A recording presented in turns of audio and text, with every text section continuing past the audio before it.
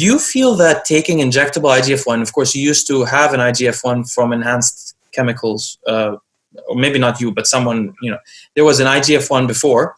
Did you feel that taking injectable IGF-1, either of the two variants, was as effective as taking insulin and human growth hormone? Because, of course, we know both of them have IGF-1 downstream to them. Did you find it as effective by itself, or was the insulin and the human growth hormone combined together more effective, the traditional route? Yeah, and I think maybe I'm the only one saying this out there right now, and I haven't said it very much because I've been experimenting with it for a long time, and I want to make sure I have conclusive results before I say something that's going to completely change bodybuilding forever. If I had to choose between HGH and insulin or IGF, I choose HGH and insulin every time.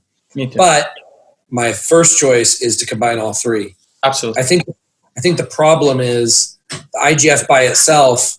There's something that happens in the cells that HGH does to prepare the muscle cell for the IGF that makes the IGF work much better. And then without insulin, you don't have as much nutrient delivery. So what's the point of creating an extremely anabolic muscle cell when you're not feeding it to grow? So it's the combination of those three things. And I've been experimenting with replacing the HGH in this model with MK677, which is the oral like this, right here. With MK677, and I found it to be really effective. And well, it's a long story of all the experiments I went through to figure this out. But lately, I've been having athletes use MK677, injectable growth hormone, insulin, and IGF in short bursts, because that's the key. Running this all year is very unhealthy. Running it for 1 week and putting on 7 pounds of muscle in 1 week and then not being on it has no significant impact to the health. But the one that we can drop out is the HGH, because the MK677 is handling that pathway. So there's a couple of things. So my understanding of the MK677 is that it causes a minor version of what people with pituitary tumors experience, which is a constant HGH pulse that is low. And by the way, that is actually more similar to what women experience. Women naturally have a lower not constant, but frequent pulses. Men have larger pulses. Usually at night, usually in 2 bursts. And that's why people like Chad Nichols, they have their clients at night take a large dose right before bed and wake up in the middle of the night, which I don't approve. Waking up, I think, is a bad idea for many reasons. But the interesting thing about what you're saying, I totally agree with you. Turning on, it's not so much the IGF-1 and the insulin and the growth hormone, but turning on the mTOR, because they all turn on mTOR. So does eating protein. And that's why also you find people like Chad Nichols, their clients are eating ridiculous amounts of protein. And Milos Sarshev, 500 grams of protein. Of course, kidney toxic, but protein directly turns on mTOR. The problem is, if you have mTOR on all year long, you'll start to get cancers, especially skin cancers, for example. Because skin cancers are extremely, they respond very well to IGF-1 and these growth pathways. But other cancers do as well. So you find in our community a lot of different kinds of cancers. People don't like to talk about it, but people get cancers all the time. My opinion, if somebody had to be a bodybuilder and had to have that lifestyle, but didn't want to, number one, sometimes also your receptors downregulate from the IGF-1. But number two, to be healthy, personally, I see it being like 3 days a week or 2 days a week where you have that huge pulse, growth pulse. You eat a lot of protein, and that'll last more than a day. That'll be in your body for about 2 days or so. And then the other days, what you do is you back off a little bit from that, and then you have fasting.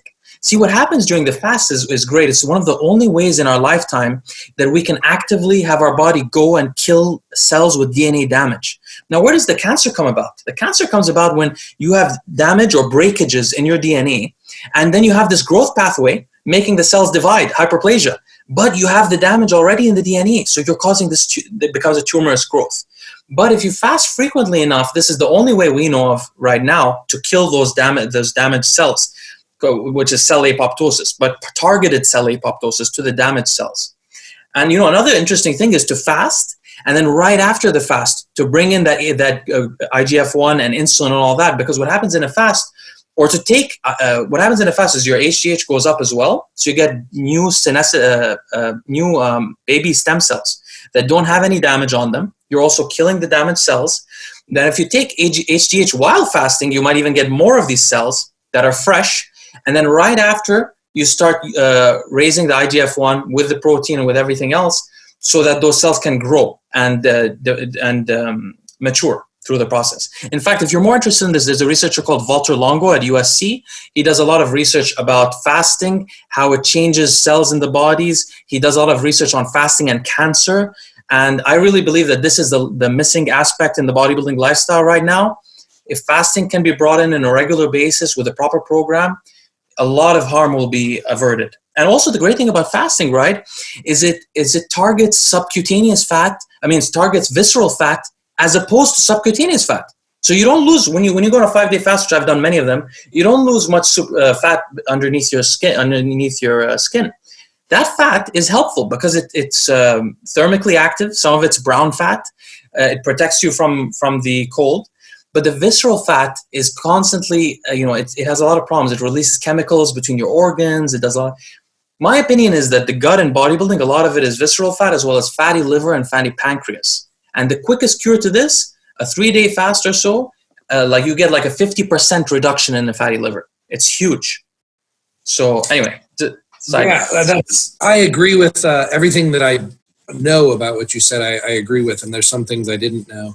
The visceral fat, I noticed when we did the DEXA scan experiments, when we go higher on the insulin, that's when like insulin seems to store the visceral fat. So in bodybuilding, sometimes you have these guts. Sometimes people are pretty lean. I think I would be interested to see the ones that have the guts, besides possibly inflammation or other things, whether they're actually carrying visceral fat due to the insulin usage, despite having no subcutaneous fat.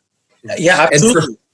For fasting, so my strategy is I have a diet that's all over the place, but there's a few principles that I abide by, which is I do give myself breaks from food because I am aware of the mTOR and AMPK pathways. So like this morning, for example, I've been starving for the last 2 hours. Like I'm so freaking hungry, but I'm letting myself go through that. And then after the call, I'll eat. Now it's almost like an intermittent fast because it's not even a full day. It's basically a half day of fasting, which is not much. But it's also my theory that as a bodybuilder with a very fast metabolism, that a shorter period of time of fasting for me is like a longer period of time of fasting for someone with a very slow metabolism. I really think that may be true. And also, I'd give you another reference. His name is Sachin Panda.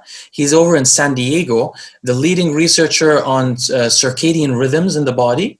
You probably carry the SR9009, SR9011. That's his stuff, their research. He has a book called The Circadian Code. It's very short. Don't need to read it. Basically, he's discovered that what you're doing right now, which is called they now call time-restricted feeding, which means eating within a certain window of a day, can be really helpful for a couple of reasons. For example, we become more insulin resistant later in the day. Melatonin, the hormone, makes you more insulin resistant automatically. So the later you eat in the day, the more insulin resistant you are. And it is insulin resistance, not just insulin, that causes the deposition of visceral fat. So the more you get used to taking, see what happens, I don't know if you know this, but type 2 diabetics, when they start taking insulin, they take low doses. Within about 30 years, their doses either triple or quadruple on every meal. And that is actual insulin resistance. You become resistant to the hormone. And it always coincides with deposition of fat on the liver, on the pancreas, and then this causes fatty liver disease and all that kind of stuff.